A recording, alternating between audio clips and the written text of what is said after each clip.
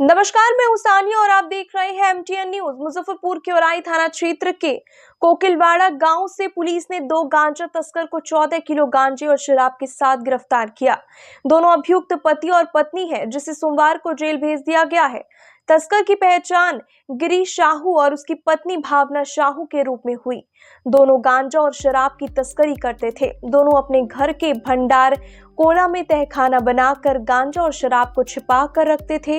Electronic machine से गांजा तोल कर बेचते थे। पति पत्नी का आपराधिक इतिहास भी रहा है और राय थाना में कई केस दर्ज है। जानकारी पड़ोसियों को भी नहीं थी।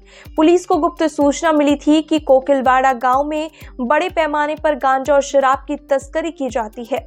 सूचना मिलने के बाद एक टीम का गठन कर छापेमारी की गई। इस दौरान 14 किलो गांजा और 56.20 लीटर विदेशी शराब जब्त की गई है। थाना अध्यक्ष रोशन मिश्रा ने बताया कि गिरीश साहू के घर पर छापेमारी कर 2 लोगों की गिरफ्तारी की गई। इसके अलावा गांजा, शराब और इलेक्ट्रॉनिक मशीन जब्त की गई है। इस मशीन से तोलकर गांजा बेचते थे।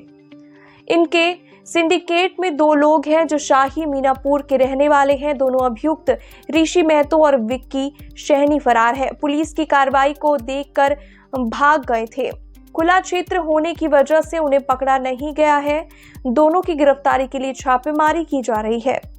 कोकिलवाड़ा गांव की ये घटना है जहां की पति पत्नी को ही गिरफ्तार किया गया है और घर में तहखाने के अंदर से 14 किलो गांजा और 56.28 लीटर शराब बरामद किया गया है। और ये घटना ऐसे है कि जब पुलिस को जो गोपनीय सूचना मिली, जिसके आधार पर वहाँ पर छानबीन किया गया। छानबीन के क्रम में पत्नी के निशानदेही पर, नाम अभी गुप्त रखा जाता है, पत्नी के निशानदेही पर ही हम लोग पहले तहखाने में जाकर ये गांजा और शराब बरामदगी किए और पूछने पर कि ये सारा चीज़ कौन लाता है, तो उसने पति का नाम बताया और पति घर में नहीं था। जब उसको हम लोग खोजे तो वो एक बगान से उसकी गिरफ्तारी हुई है। अभी दोनों को हम लोग जेल भेजे हैं, आवश्यक कार्रवाई कर। संपत्ति वगैरह भी अर्जा है गांजा बेच के?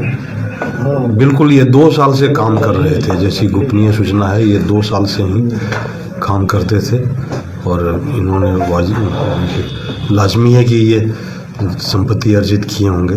इसका भी हम लोग संपत्ति वाले पर भी हम लोग, अवैध संपत्ति वाले पर भी हम लोग काम करें। स्टोर करने का क्या तरीका होता था सही लोग का?